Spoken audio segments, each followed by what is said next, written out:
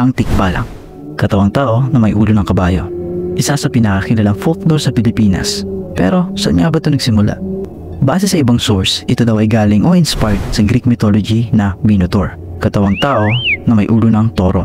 Pero ang kadahilanan kaya hindi ito pwedeng mangyari ay masyadong malayo ang Greece para ito ay pagkuhanan ng inspirasyon. Isa rin sa sinasabing origin ay si Hayagriva, parehong katawang tao na may ulo ng kabayo, na nagmula sa parehong Hindu at Buddhist tradition. Sa Hinduism, si Hayagriva daw ay avatar of Lord Vishnu at ang deity ng knowledge at wisdom. Pinagkaiba nga lang sa tikbalang ay ang magkasalungat na characterization sa dalawang uri. While kinikilala si Hayagriva na deity of knowledge and wisdom, ang tikbalang naman ay mas kilala bilang agresibo at kinakatakutan na kawal ng kalikasan.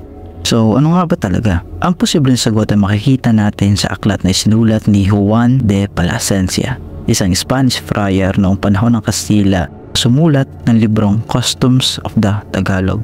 Sinabi sa aklat na ang salitang tikbalang daw noong panahon ay nagpapatungkol sa multo o espiritu ng kagubatan. Wala sa nakasulat na ito daw ay may anyo na mahiwalang tulad sa kabayo, which is my sense dahil walang native na kabayo sa Pilipinas noong panahon. In fact, ang pinakaunang description ng tikbalang na may anyong kabayo ay noong panahong 1750 sa librong Biblioteca Historia Filipina na isinulat ni Jose Delgado. Nakasulat sa libro ang isang insidente na kung saan nakita umano ng isang bata sa San Mateo Rizal ang isang tikbalang, kung saan hinalintulad niya ang itsura sa isang matangkad at payat na maitim na lalaki na may mahabang mukha.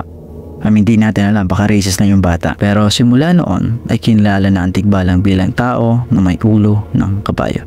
Ibig sabihin ba nito hindi totoo ang tikbalang? Ewan, pero hindi pa napupunta sa bukid.